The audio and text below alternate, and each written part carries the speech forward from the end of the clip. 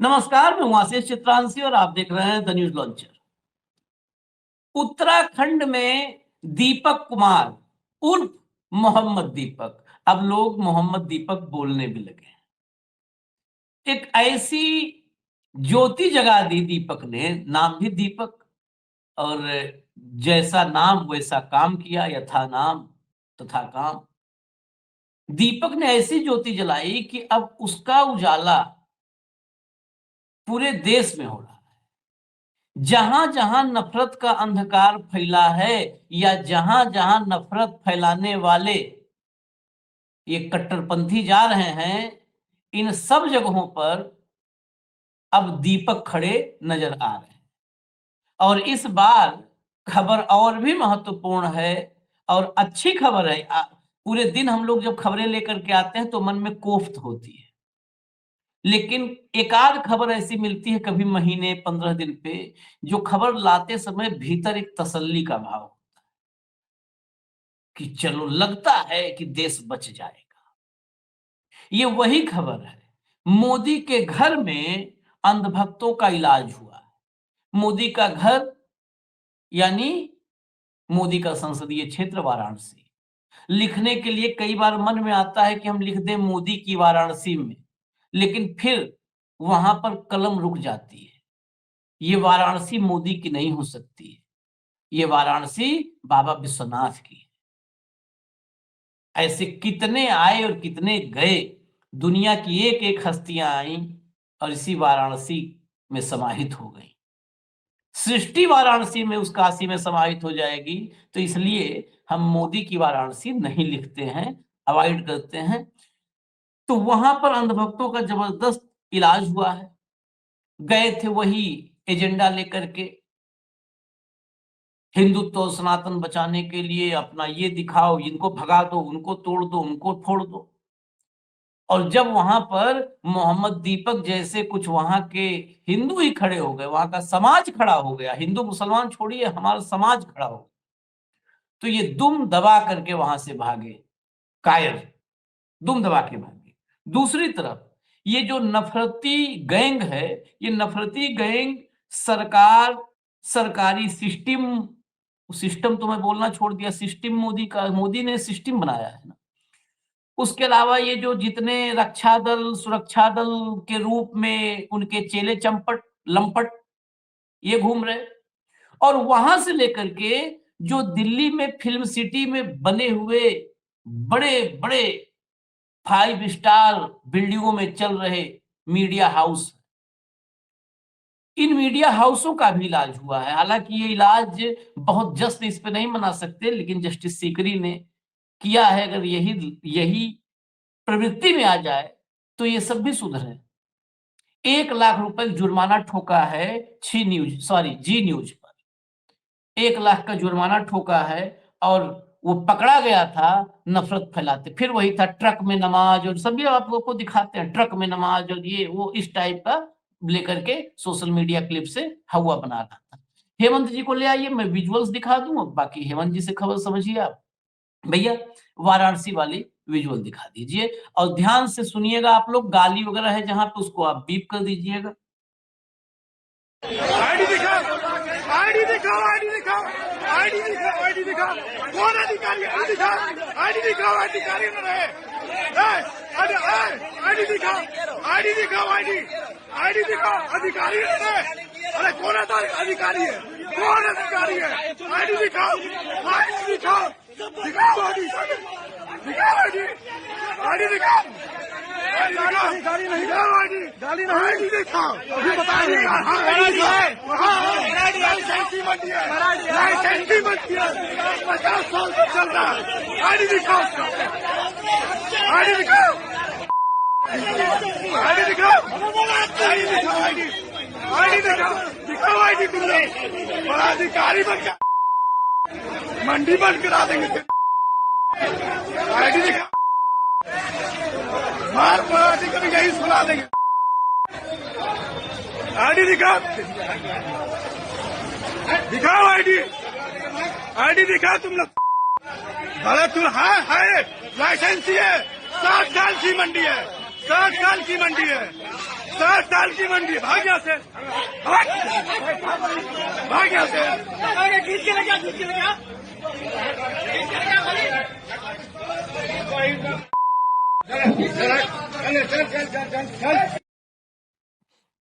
देखा आपने, बहुत सारी जगहों पर बीप लगाना पड़ा क्योंकि गरिया के भी भगाया है। जब बीच बीच में थोड़ा बहुत वो सब किए तो गरिया के भगाया, और आखिर में तो कहा पकड़ के लाओ इनको, तो थोड़ा तेज रफ्तार भगे सब। ये पूरी खबर क्या है हेमंत भाई से सुनिए। हेमंत भाई, ये वाराणसी की खबर है, तो आप अपने मुखार बिंदु से थोड़ा इसका खबर पूरा ब्यौरा दीजिए, क्या है। आशीष भाई नमस्कार, आपको सारे दर्शक साथियों को भी। जैसा कोटद्वार में हुआ था, जैसा आपने शुरू में कहा, उत्तराखंड के अंदर सेम पैटर्न पे यहाँ वही खेल। वहां पे तो होटल का नाम बदलवाने की बात की गई थी, दुकान का नाम बदलवाए, बाबा कैसे लिख रखा है। यही यहाँ पर एक 60 साल का बुजुर्ग, उसको जाकर के ये पकड़ लिया इन्होंने, और वहां कई दुकानें थी। उन सबको कहते हैं कि तुम अपने लाइसेंस दिखाओ, यहाँ पर प्रमाण पत्र। वो मीट की दुकानें थी कुछ, तो उनके ऊपर आरोप ये लगा रहे थे कि तुम यहाँ पर गंदगी फैला रहे हो और कर रहे हो। तो उसके बाद क्या हुआ कि 60 साल के एक बुजुर्ग थे, बाकी सारे लोग थे। तो उन लोगों ने पूछा कि भाई तुम कौन हो, तो इनके मुंह से किसी ने निकला कि हम अधिकारी हैं। बस इतना कहना था, और इनकी वेशभूषा देख ही रहे थे आप, लफंगों वाली जितनी भी है। तो उसके तत्काल बाद ये सब ने उनको, जो लोकल वहां पे जितने भी लोग थे, उन्होंने इनको घेर लिया, और घेरते ही फिर इनका जो होना था वो हुआ। ये सारे के सारे दुम दबा के भागे वहां से, और गाली नहीं का वो करते हुए। तो बेसिकली आशीष भाई, ये बहुत ही, आपने जैसे कहा कि ये बहुत ही सुखद खबर है। और जो कोटद्वार के दीपक ने जो राह दिखाई थी, उसमें बनारस में जो लाइसेंस चेक करने चले थे ये भाई साहब, इनको मैं बदमाश मानता हूं। सरकार प्रायोजित और सरकार द्वारा संरक्षित बदमाशी है, मेरा ऐसा मानना है व्यक्तिगत तौर पर। बदमाश भी नहीं, तो लंपट हाँ, नहीं है, बदमाश करके फिर बदमाश बहुत हाँ, वो भी होते हैं। लफंगे बदमाश लफंगे नहीं है, लफंगे लंपट लफंगे, हाँ। हाँ, हाँ, हाँ। तो उनको ये उनसे पूछा, जब इन्होंने लोगों से पूछा कि अपने प्रमाण पत्र दिखाओ, सर्टिफिकेट दिखाओ, तो नॉन वेज की सारी वो दुकानें थी, मीट वीट की जो दुकानें थी, तो उन्होंने कहा कि पहले तुम दिखाओ, तुम कौन हो, अपनी आईडी तुम दिखाओ पहले। और ये कहते ही, और सारे के सारे लोग इकट्ठे हो गए, पूरे का पूरा मामला, कोई हिंसा नहीं, कुछ नहीं, वो सारे इकट्ठे होकर के इनकी आईडी मांगने लगे। अब आईडी किस चीज की इनके पास, कौन से गोरक्षक, कौन से हिंदू रक्षा फलाना, इनके पास कुछ नहीं। तो मैं आशीष भाई, जो आपको हमेशा से एक बात कहता हूं, कल भी एक शो में एक जिक्र आया था, तो हकीकत में आशीष भाई ये बेहद डरपोक लोग हैं, बेहद कायर लोग हैं ये मूल रूप से। और पुलिस अगर आसपास ना हो तो इनकी रूह कांप जाती है, और ये तुरंत भाग खड़े होते हैं। मेरा हमेशा से, मैं कल भी कह रहा था आपको, एकदम अहिंसक तरीके से और संगठित होकर केवल इनका एक बार प्रतिवाद कीजिए, और फिर देखिए गति इनकी। अभी देखा ना आपने चाल कैसे जा रहे थे। बजरंग दल, आरएसएस, बीजेपी, इन्होंने कभी अपने सपने में सोचा होगा कि प्रधानमंत्री, विश्व गुरु, गंगापुत्र, उनकी कंस्टिट्यूएंसी में ऐसा समय भी आएगा जब उनके जो ये आपने जो लफंगे जो बताए, लंपट, उनको वहां से खदेड़ दिया जाएगा। तो ये जो राह दिखाई है ना, ये दीपक, मोहम्मद दीपक ने जो राह दिखाई है, वो पूरे देश में धीरे धीरे बिल्कुल ज्योति बन करके वही इनको लेकर के बैठेगी। ये बात मान के चलिएगा, वो बहुत बड़ी राह थी। और देखिए तरीका कितना गांधीवादी है। मैंने आपसे मांगा कुछ, आपने मुझसे पूछा भाई तू कौन, तू बता दे पहले, बाकी बाद में देखेंगे, और मैं कोई हूं नहीं कुछ भी। तो एक बार अगर ये समाज के अंदर साहस आ जाए कि इनको काउंटर किया जा सकता है बिना कानून को अपने हाथ में लिए, कानून किसी ने हाथ में नहीं लिया, और सीधा सीधा इनको दौड़ा लिया, तो ये घटना जो है ना आशीष भाई, इसका मतलब आप समझिएगा, उत्तराखंड में जो गंद मचा रखी है पिछले 10 साल से। कल एक साथी अमेरिका से आए हुए, आपके भी साथी हैं वो पुराने, राजीव भाई, उनकी नानी की डेथ होगी, वो अस्थि विसर्जन के लिए गुजरात से वहां गए हुए थे। तो वहां से फोन आया, कहते हेमंत भाई, में कहा जैसे गुजरात वाले बोलते हैं, ये उत्तराखंड में हरिद्वार में जहां पर वो करते हैं विसर्जन, अस्थि विसर्जन, बोला यहाँ पे अहिंदू का प्रवेश वर्जित कब से लिखा हुआ है। ये अभी मैंने कहा हुआ यार, है, हाँ, 15 दिन पहले हरिद्वार में। मैंने कहा यार ये, कहते सर इतना प्रोमिनेंटली लगे हुए भाई वहां पर। तो मैंने कहा भाई ये तो नया भारत है, इसमें ये कुछ भी लिख सकते हैं। तो अहिंदू शब्द देखिए, अहिंदू, वही मोहन भागवत वाली भाषा। तो ये एक पूरा इकोसिस्टम है आशीष भाई जो काम कर रहा है इस तरीके से। और जो कोटद्वार में हुआ और जो वाराणसी में हुआ, ये इसको आप इस रूप में देखिए केवल, this is beginning of their and. जो आपने ये गुंडे पैदा किए थे ना समाज के अंदर, देखिए रोजगार का मुद्दा क्यों नहीं बनता, केवल इस तरह के लंपट नहीं बनने देते जिनका काम ही ये है। कोई गोरक्षक के नाम पर पैसे छीनता है, ब्लैकमेलिंग करते हैं, कोई सत्ता के नाम पर दुनिया भर के धंधे कर रहे हैं। ये वो लोग, आप मुझे बताइए इनको किसने कहा कि तुम सर्टिफिकेट दिखाओ, अपना लाइसेंस दिखाओ? कौन सी अथॉरिटी के तहत ये जा रहे थे? सेम काम गोरक्षक दल करते हैं। गोरक्षक जो है रात को खड़े हो जाएंगे सड़कों के ऊपर और दूर से उनको पीछे से चार उधर खड़े हो गए, चार उधर खड़े हो गए और कर दिया काम। ये जो एक लेजिटिमेट करने की कोशिश की है ना इनको over a period of time, जहां जहां भाजपा शासित सरकारें हैं वहां पर ये काम हो रहा है। और मुझे लगता है कि अब इनको खदेड़े जाने का समय आ गया है। जो दीपक ने राह दिखाई, वो आज वाराणसी ने उसको दोहराया, और अब आप देखते जाइएगा। अब देखिए, अल्पसंख्यकों को एक बात समझ में आ गई है कि हिंसा कोई रास्ता नहीं है। केवल और केवल ऑर्गेनाइज करके और एक आवाज बुलंद करके और स्थानीय जो लोग हैं आसपास के, उनके साथ भाईचारा मजबूत करके उनसे लड़ने का केवल यही तरीका है जो वाराणसी ने दिखाया है। मुझे लगता है ये बहुत, आपने जैसे कहा, सुखद एहसास है ये, और ये आने वाले दिनों में इनके ओवरऑल इकोसिस्टम को एक्सपोज करेगा। आप देखते जाइए, जहां भी जाते हैं, कौन सा लाइसेंस इनके पास, बता दीजिए मुझे, कौन सा अधिकार के तहत भाई साहब आपके सर्टिफिकेट मांग रहा हूं भाई। लेकिन इनको इस बात की परवाह नहीं है, सत्ता प्रायोजित है, सत्ता पोषित है और सत्ता बस संरक्षित सत्ता। है। तो उस चीज को जब आप लोग समझ जाएंगे कि यार ये तो एक्स्ट्रा कॉन्स्टिट्यूशनल, एक्स्ट्रा जुडिशियल लोग हैं जिनका कोई स्टैंडिंग नहीं है, कोई लोकस नहीं है, और वो इस तरह की हरकतें कर रहे हैं, तो बाकी काम तो लोग कर लेंगे अपने आप। एक बार ये समझ में आ जाए। और इनकी इतनी मजाल, जो ये लफंडर दिख रहे थे ना आपको, ये अब 1 महीना घर से बाहर नहीं निकलेंगे, इतने मर्द भी हैं ये, ठीक, इनकी हिम्मत नहीं पड़ेगी। और ये मैसेज स्पाइरल होगा, ये ऐसे नहीं होगा 2 से 200 में जाएगा सीधा, और 200 से 2 लाख में जाएगा, क्योंकि कायर है मूल रूप से। इसके कई क्लिप्स देखे, इनके पुलिस जब गई जांच में, अफवाह फैलाने वालों पर भी वहां पर एसडीएम ने कहा कार्रवाई होगी। गई तो इनके जो दफ्तर में अपने, ये झुंड में बेसिकली क्या है ना, झुंड में ये इनकी सारी ताकत झुंड में होती है। तो ये झुंड में वो पुलिस वालों कह रहे थे आओ आओ आओ, तुमको यहीं बैठो, अभी विधायक जी आ रहे हैं तब देखना तुम्हारा विधायक जी। एक तो विधायक जी लोग कौन है? ये विधायक जी भी इन्हीं के भरोसे हैं। अरे विधायक जी, बहुत लोग आपके पहले भी विधायक जी हुए हैं और आज वो विधायक जी नहीं है, तो उनका तो फिर भी सम्मान है समाज में, क्योंकि वो लोग अपने दौर में आप जैसे नहीं थे। आप सोच लीजिए कि आपकी कल विधायकी नहीं रहेगी तो आप कहाँ होनोलुलु जाओगे रहने? अरे घर से निकल नहीं पाओगे।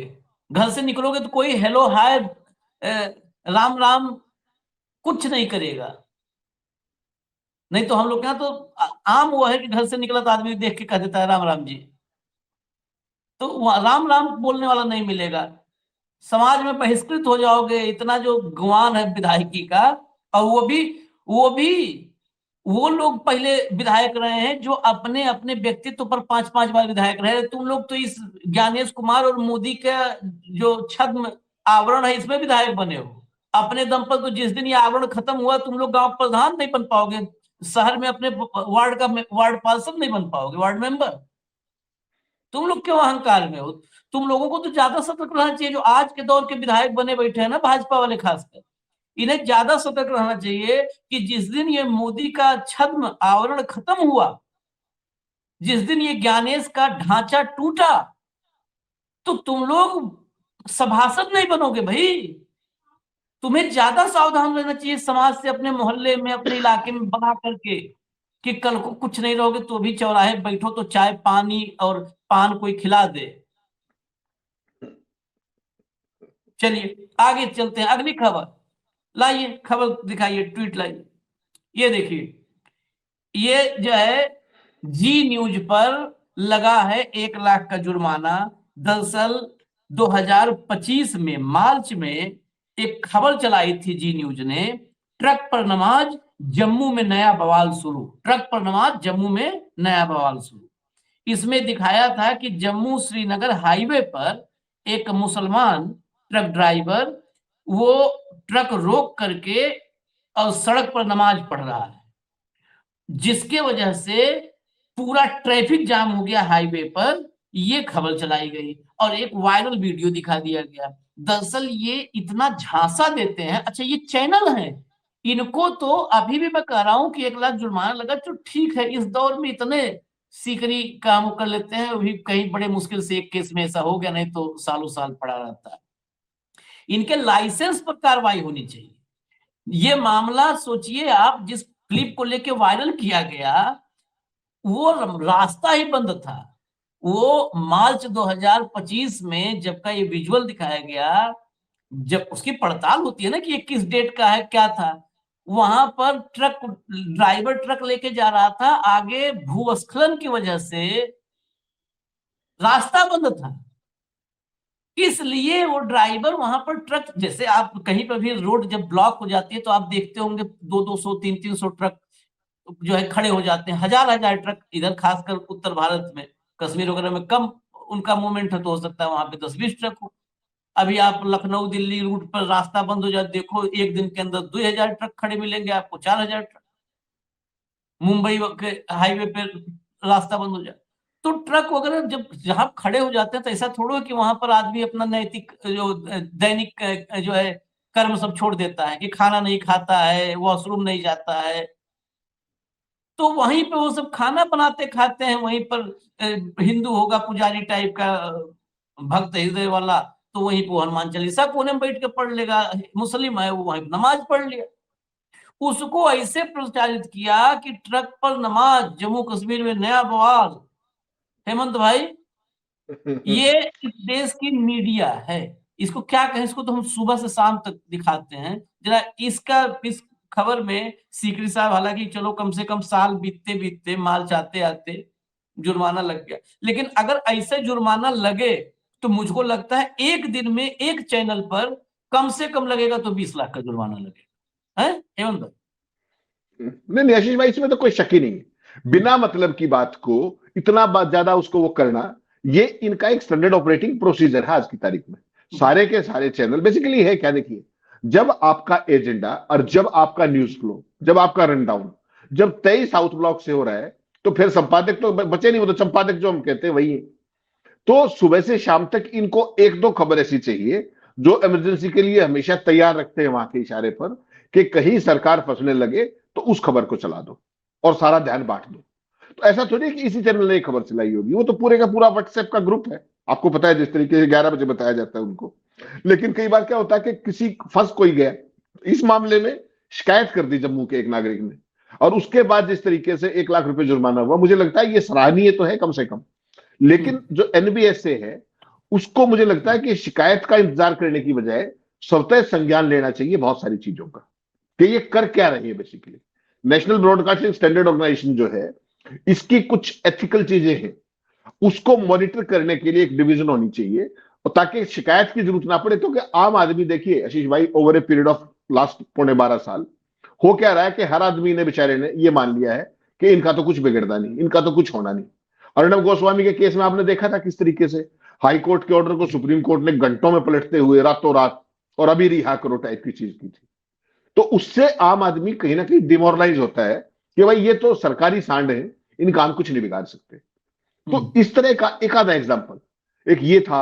एक आपको ध्यान होगा कई चैनलों पे एक अपने सैनिक थे कश्मीर के, उनको अपने सैनिक शिक्षक थे, और उनको जिस तरीके से आतंकवादी बता करके ऑपरेशन सिंदूर के दौरान, उसमें देखा था आपने किस तरीके से केस चल रहा है, और वो सारी चीजें, ये सारे के सारे पोमेरियन उसमें फंसे हुए हैं।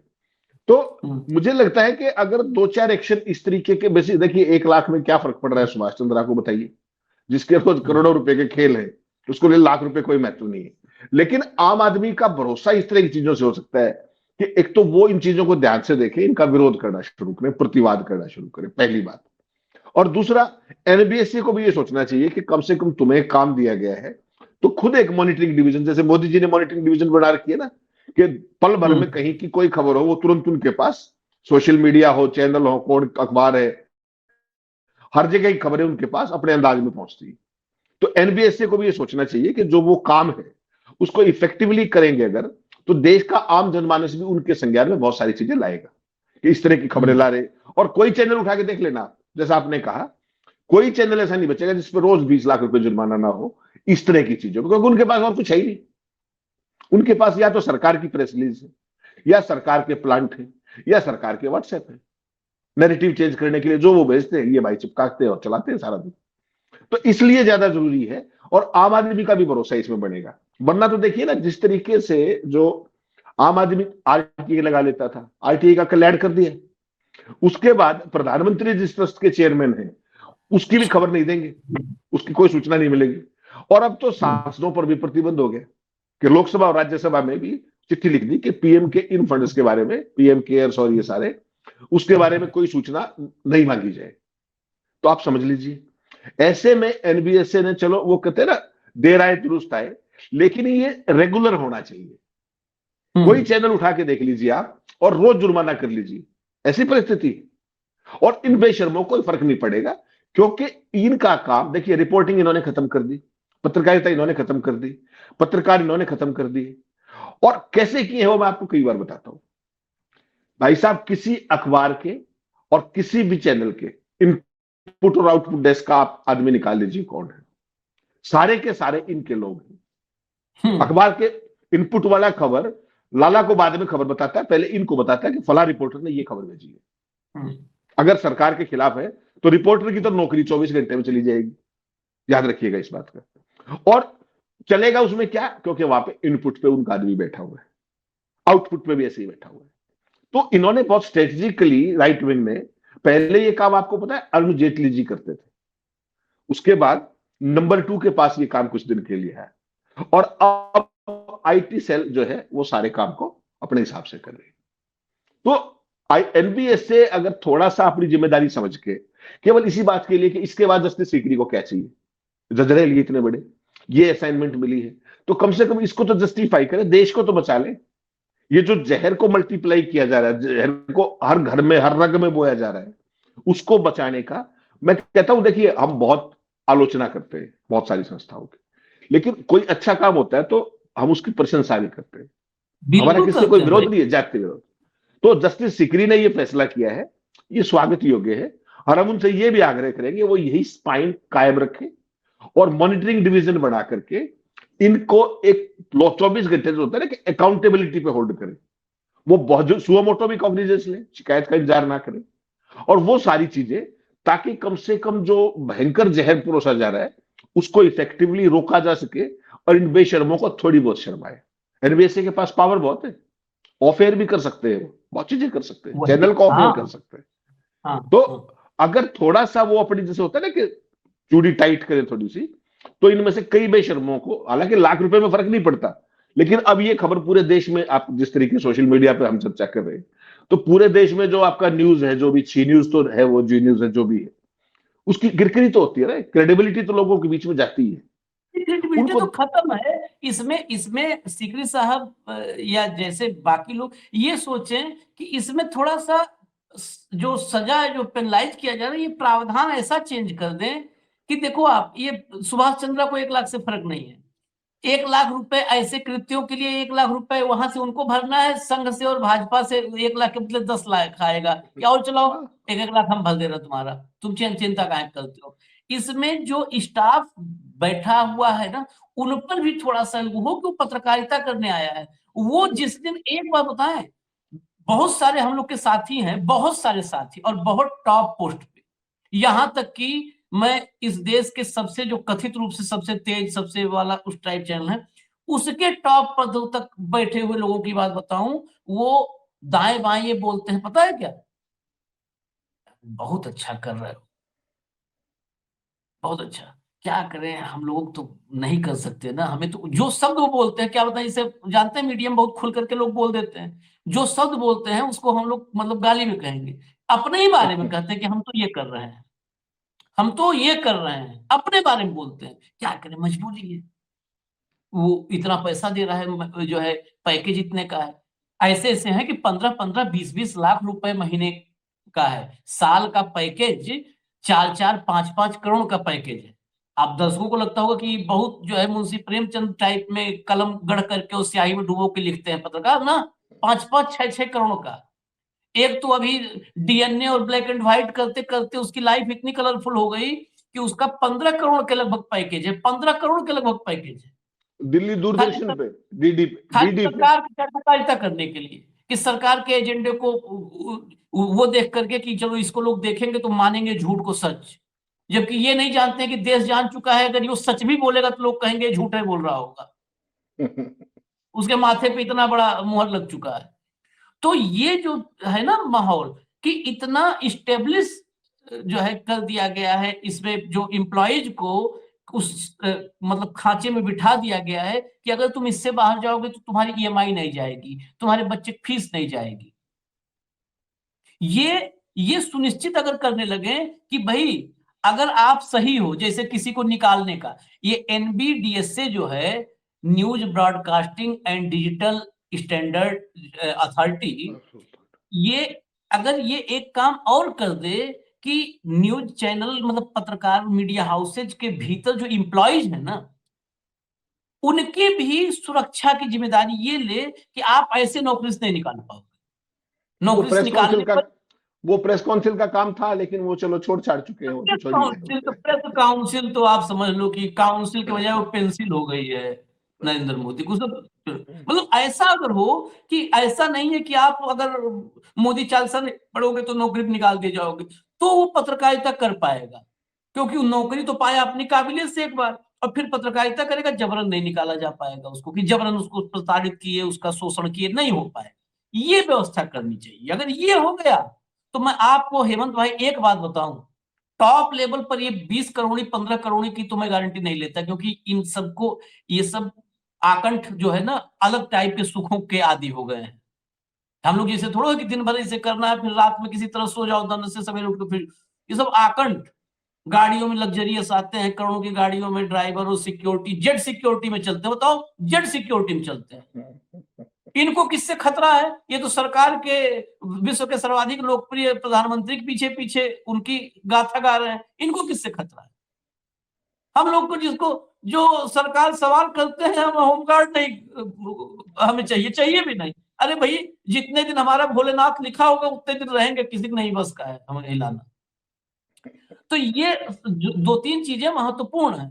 इस पर मैं इसलिए कह रहा हूं कि अगर ये सिक्योरिटी हो जाए तो बहुत, वो 10 करोड़ 15 करोड़ को छोड़ करके जो सामान्य पत्रकार हैं, उसमें 80% उस सिस्टम को हम लोग भी देखें, 80% पत्रकारिता करने लगेंगे, क्योंकि जो पत्रकारिता में आते नहीं हैं। नहीं नहीं नहीं आशीष भाई, इनपुट पे तो वही लोग बैठे हैं, पॉलिसी तो कोई और डिसाइड कर रहा है।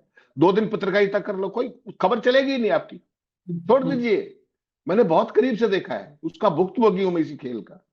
नहीं नहीं जो गुरु, अपने हाँ, अगर अगर बस। अगर ये सिक्योरिटी दी जाए कि आप पत्रकारिता करोगे तो भी आपका बाल बांका नहीं होगा। तो खबर तो अगर इनपुट ये एडिटर खबर तो इनपुट एडिटर ने अप्रूव करके चलानी है ना भाई, चाहे चैनल हो चाहे उधर हो। वो नहीं चलाएगा, सारे वहां अपने बंदे बिठा दिए इन्होंने, वहां रिपोर्ट कर देते हैं 1 मिनट के अंदर, आशीष चित्रांशी ज्यादा उछल रहे हैं, आज इन्होंने ये खबर भेजी है मोदी जी के खिलाफ, ये लीजिए सुबह तक आपका प्रेम पत्र आ जाएगा। ये वो खेल चल रहा है, आप समझिए उस बात को। मैं बहुत उसको को झेल करके समझे ताजा हुए ताजा हैं। है, हम तो ताजा अपने झेल हिसाब के से आया। देख रहे हैं, हम तो समझे हुए हैं ना, हम तो अपने हिसाब से देख रहे हैं। हम तो कभी इनपुट एडिटर और हेन तेन कोई खबर रोकने वाला जिस चैनल को भी मैं संपादकीय रूप से देखा, किसी को भी वहां पर मैं अब वही बात कहूंगा, लोग कहेंगे कि मतलब अच्छा जन्मजात पागल है, यही सोचेंगे। हम चैनल का नाम ले लें, बस मालिकों की बेइज्जती हो जाएगी। मालिक कहते थे जब उनके पास ऊपर से फोन आता था कि अरे महाराज जी, मतलब मुख्यमंत्री योगी आदित्यनाथ के दफ्तर, महाराज जी के दफ्तर में नाराजगी है सर, वो तो सुनते नहीं है। मालिक के पास फोन जाता था, सर आप बोलिए। और मालिक का फोन मेरे पास आता था, आशीष भैया ये कोई खबर ऐसी चल रही है क्या? हाँ चल रही है। भैया इस थोड़े डाइल्यूट कर देते तो अच्छा होता। तो मेरा जवाब क्या रहता था मालिक को, बड़े सम्मान से, कि भैया ये बताओ आप, ये वो तो है नहीं, शराब तो है नहीं कि पानी डाल के डाइल्यूट कर देंगे। मैं यही भाषा में बोलता था कि पैग नहीं है ना कि इसमें पानी और डालोगे तो डाइल्यूट हो जाएगा। ये डाइल्यूशन नहीं होता है खबर में, या तो खबर चलती है या नहीं चलती है, नो डाइल्यूशन। ये डाइल्यूशन फाइल्यूशन नहीं होगा हमारे रहते। तो वही है कि तो अच्छा, तो उसका खामियाजा भी तो है। तो हम लोग यहाँ बैठ कर देखो राम कहानी बांच रहे हैं। खैर, चलो इजाजत दीजिए हमें। धन्यवाद हेमंत भाई, बहुत बहुत धन्यवाद, नमस्कार।